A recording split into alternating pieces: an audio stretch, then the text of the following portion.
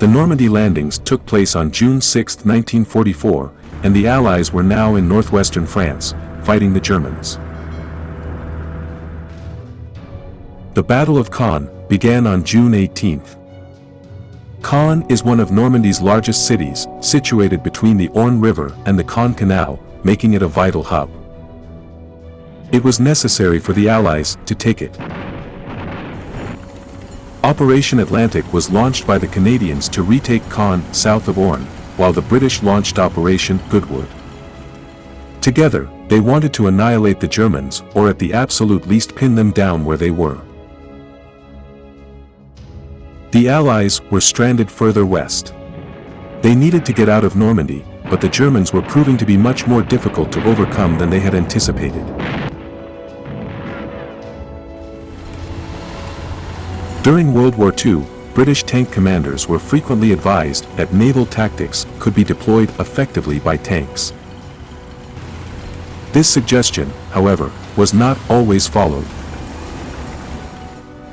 Lieutenant John Reginald Gorman of the Irish Guards, on the other hand, took such advice to heart. Gorman's methodical employment of such tactics, as well as his ability to maintain composure under pressure, were undoubtedly influenced by his upbringing in Ireland as the son of a renowned Royal Irish Constabulary officer. Gorman was enlisted in the Irish Guards at the age of 19 and received his appointment as a second lieutenant on December 5, 1942. Gorman wouldn't have to wait long to see battle as a tank commander. In late June 1944, shortly after the Allied D-Day invasion, the young lieutenant landed in Normandy. The action for which he was honored occurred only a month after he and his men arrived in France.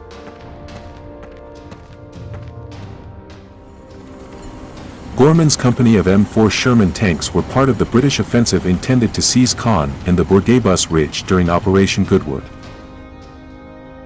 These were vitally important strategic points in the Allied drive to retake France.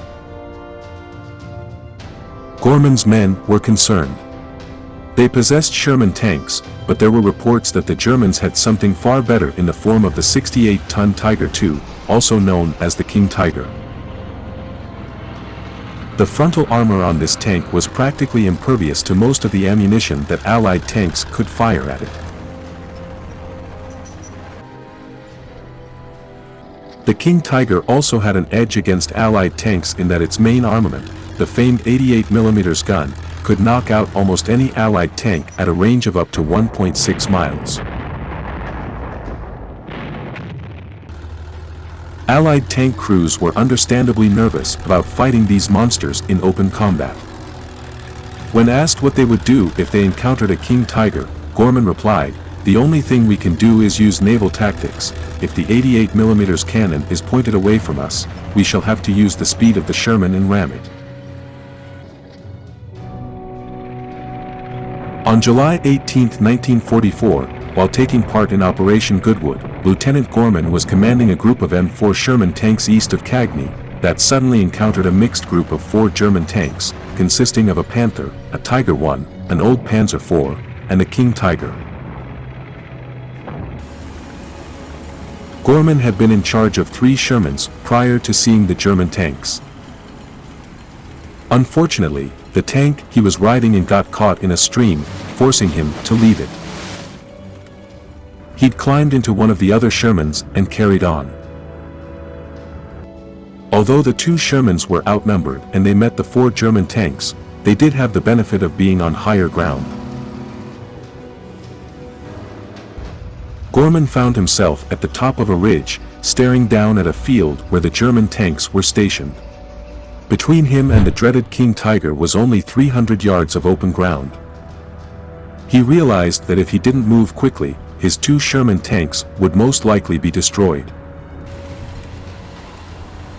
This is when he decided to employ the naval strategy.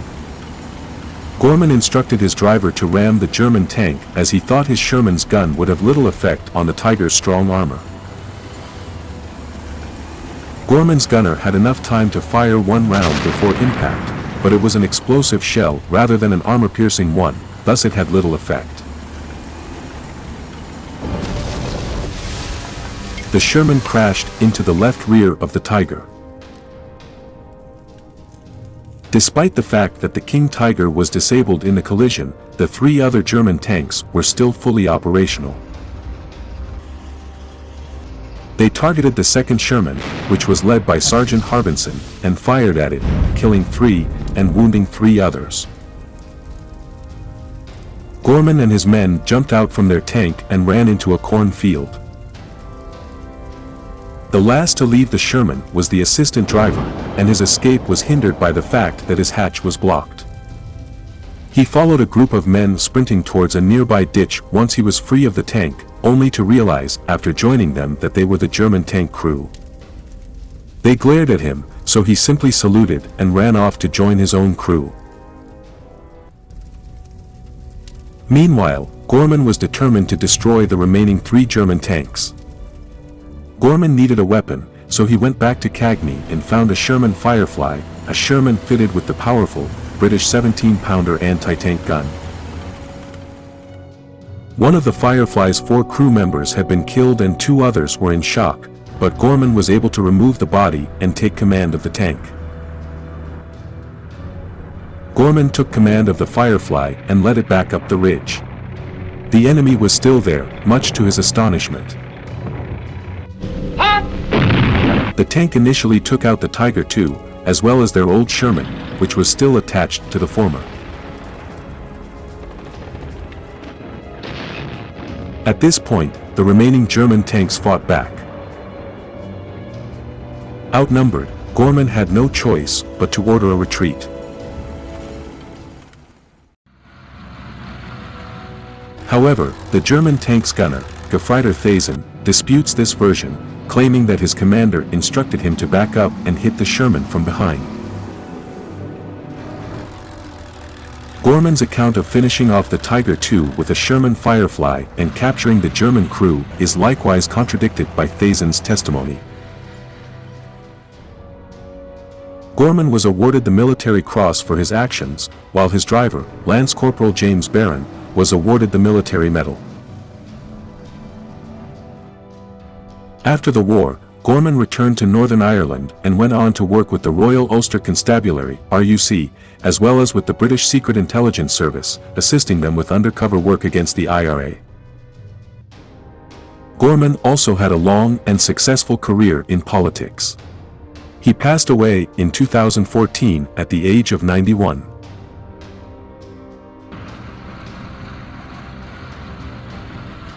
If you have enjoyed the story of the battle, please subscribe and support the channel for more. Many thanks for watching.